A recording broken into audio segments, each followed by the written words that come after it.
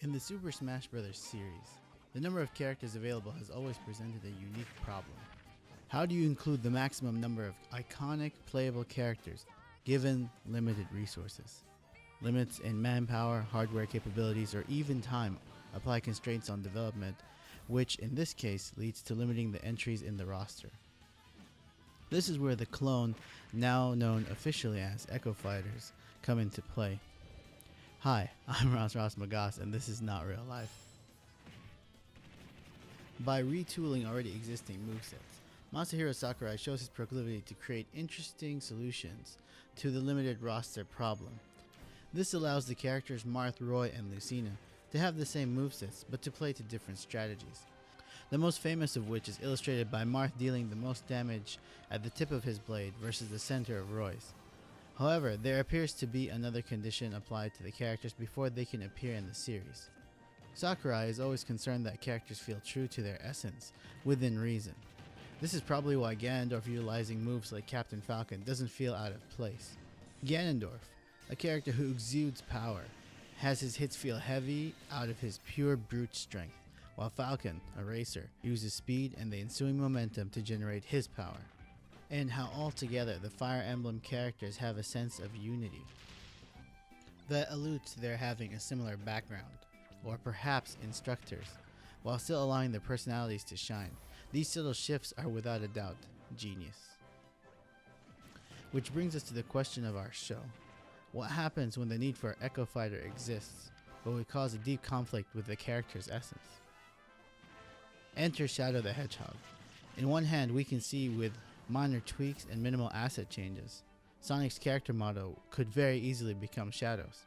However, any fan will tell you that similar appearance would be all that they share. Sonic is a speedy brawler, utilizing physical attacks and relying on his speed to get himself out of tricky situations. Shadow, as his name suggests, is less straightforward, opting for more measured but no less speedy gameplay.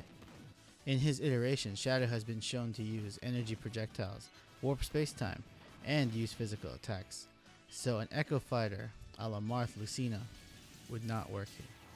This brings us back to the Ganondorf and Captain Falcon comparison. Today, Ganon may have changed and has finally remembered his sword. So let's take it back to the previous game where the Echo aspect is clearer. Here we can see the reused toolsets.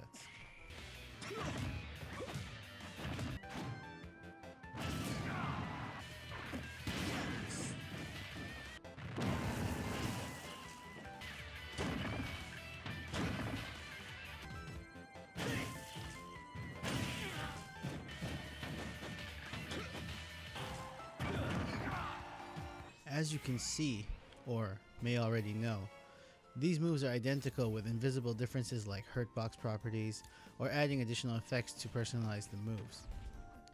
However, there are two moves that are different between these two: jab and forward air.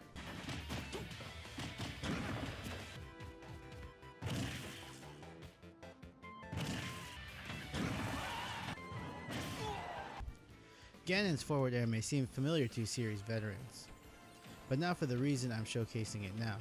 It seems a certain mustachioed plumber is lending a hand here.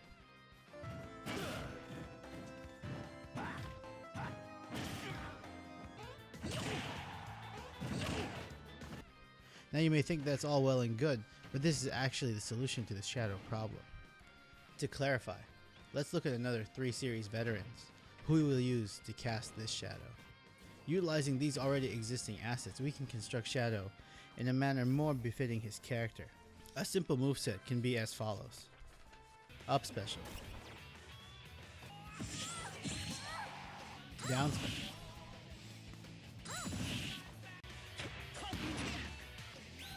Forward Special, Neutral Special.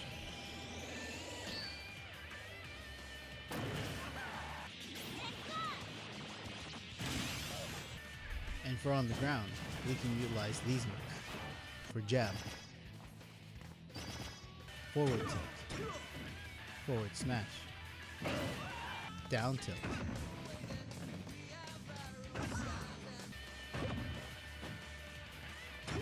down smash,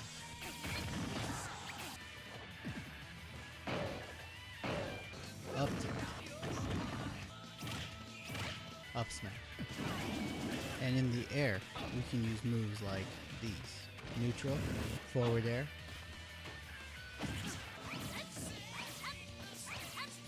back air,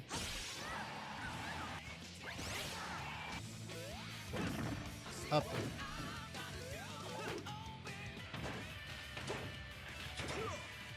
and down air.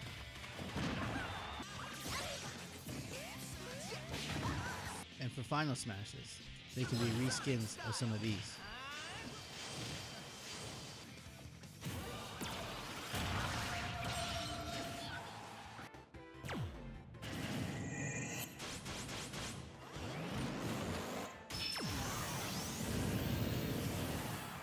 In this way, we can solve the problem being posed by Shadow's similarity to Sonic, but need for a radically different playstyle. Thanks for watching. If you enjoyed this video, please hit the like button, share and subscribe, and leave comments on anything you'd like to see next. If I can, I will make a video about it. If you'd like to help support me and the channel, please let me know, as I've been debating with myself if I should open a Patreon before getting a larger following. I'm Ross Magas. This is Not Real Life, and I'll see you guys next time.